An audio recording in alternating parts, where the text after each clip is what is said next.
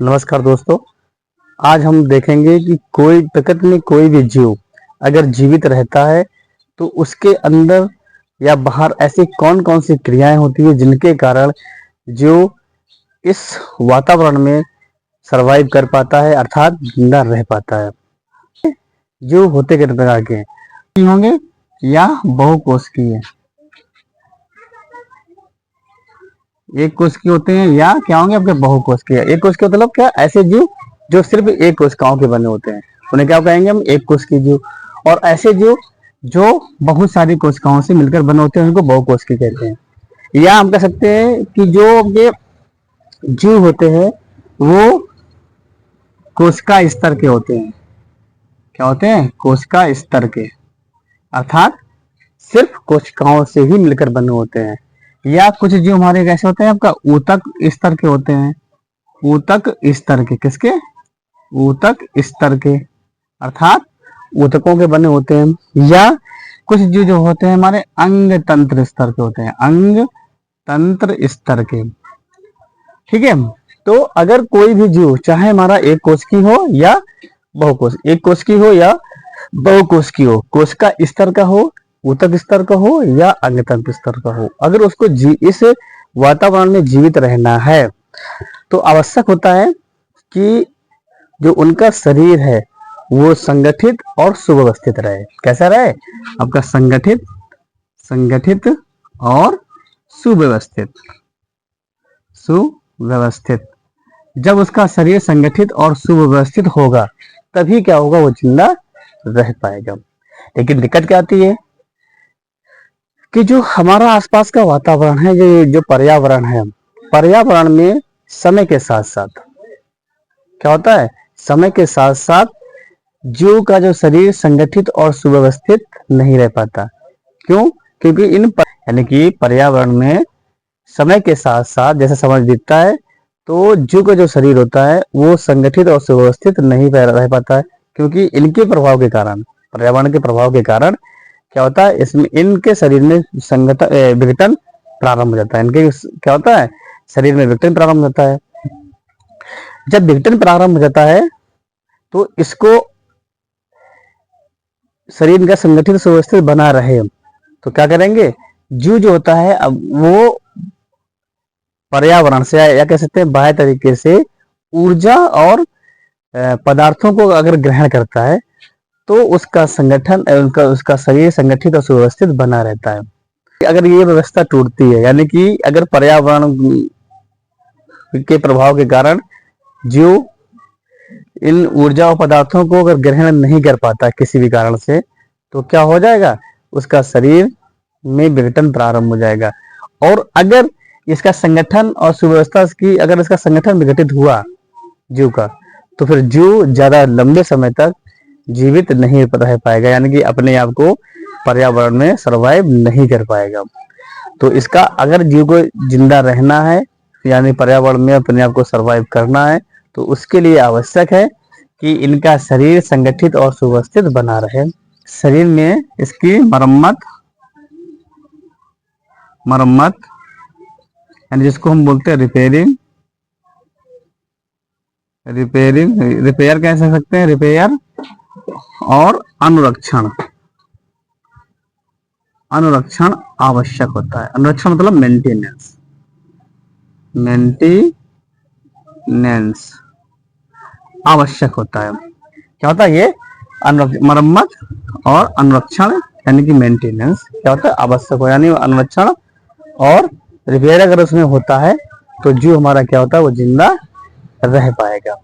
आप देखते हैं कि अनुरक्षण मेंटेनेंस होता क्या है कि जितने भी जीव होते हैं, अगर कोई भी प्राणी है, कोई भी जीव है, ठीक है, वो बना होता किससे? कोशिकाओं का। हम जानते हैं किससे बना होता है जीव बना होता है कोशिकाओं से।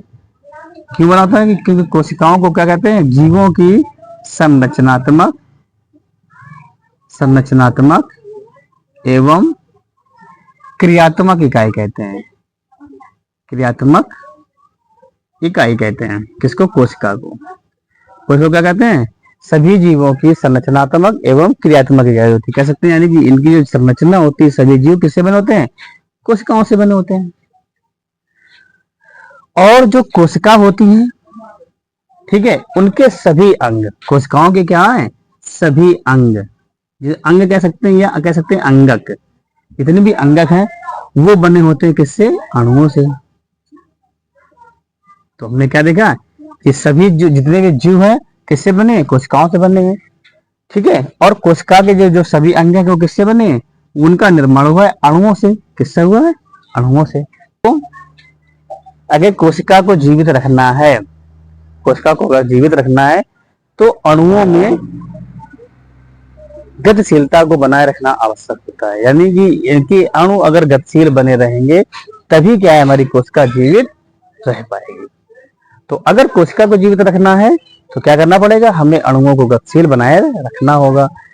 अगर कोशिका हमारी जीवित रहेगी तभी हमारा क्या होगा, जीव जीवित रह पाएगा, है ना। तो कहने का मतलब क्या हुआ कि जो कोशिका के अंगक होते हैं जो अणुओं के बने होते हैं, यदि अणुओं में गतिशीलता बनी रहेगी तभी क्या होगा, उसके अंगक सभी काम करेंगे सही से, और काम करेंगे तभी हमारी क्या है, कोशिका जीवित रह पाएगी। जब कोशिका जीवित रह पाएगी तभी क्या है, हमारा जीव जीवित रह पाएगा। कोशिका हमारी क्या बनी रहे, संगठित बनी रहे, सुव्यवस्थित रहे। इसके लिए आवश्यक है कि पदार्थ और ऊर्जा, पदार्थ और ऊर्जा, यानी क्या कह सकते हैं कि हमारी अगर कोशिका कैसी है, संगठित सुव्यवस्थित बनी रहे, इसके लिए आवश्यक है कि पदार्थ और ऊर्जा का आगम, आगम मतलब क्या, आगम मतलब इनपुट, इनपुट, और निर्गम, निर्गम मतलब आउटपुट। क्या होता है, आउटपुट। क्या हुआ, यानी कि कोशिका हमारी संगठित और सुव्यवस्थित बनी रहे, इसके लिए आवश्यक है कि पदार्थ और ऊर्जा का आगम मतलब इनपुट और निर्गम मतलब आउटपुट बना रहे उसमें। यानी पदार्थ उससे आते और जाते रहे, निकलते रहे और वो ग्रहण करता रहे, ये आवश्यक होता है। अगर यही होगा तभी क्या होगा, हमारी कोशिका क्या है, संगठित और सुव्यवस्थित बनी रहेगी। जब संगठित सुव्यवस्थित रहेगी तभी हमारा क्या, जीव जिंदा रह पाएगा। तो बात समझ में आई।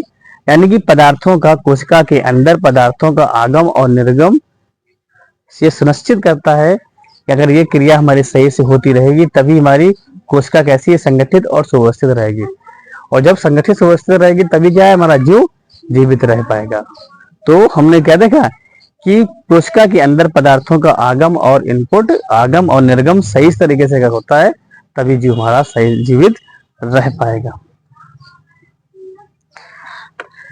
जब कोशिकाओं में पदार्थों का आगम, पदार्थ और ऊर्जा का इनपुट और आउटपुट सही से होता है तभी हमारा कोशिका कैसी, संगठित और सुव्यवस्थित रह पाती है।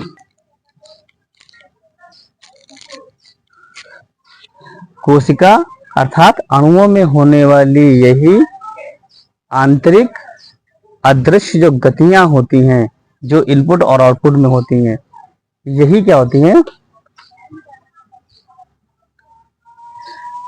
कह सकते हैं, अतः हम कह सकते हैं कि कोशिका के अंदर होने वाली ये जो इनपुट आउटपुट गतियां होती हैं, इन्हीं के कारण क्या होता है, कोशिका हमारी संगठित और सुव्यवस्थित बनी रहती है। तो अतः हमने क्या देखा कि जीवों को अगर जीवित रहना है, यानी जीव को अपने आप को सरवाइव करना है, तो उनके कोशिका के अंदर होने वाली जो अदृश्य अंदर होने वाली यानी आंतरिक और अदृश्य गतियां हैं, अगर ये सुचारू रूप से होती रहती हैं तो क्या होता है, कोशिका का संगठन और संगठित, कोशिका हमारी संगठित और सुव्यवस्थित बनी रहती है, जिसके कारण जीव हमारा जीवित रह सकता है। और इन्हीं अदृश्य, आंतरिक और अदृश्य गतियों को ही क्या कहते हैं, अनुरक्षण या मेंटेनेंस कहते हैं। क्या होता है, यानी हम जीव शरीर में होने वाली जो आंतरिक और अदृश्य गतियां होती हैं, उन्हीं आंतरिक और अदृश्य गतियों को हम अनुरक्षण कहते हैं, यानी कि मेंटेनेंस कहते हैं। और इन्हीं मेंटेनेंस की वजह से कोशिका हमारी संगठित और सुव्यवस्थित बनी रहती है, जिसके कारण जीव हमारा जीवित रहता है।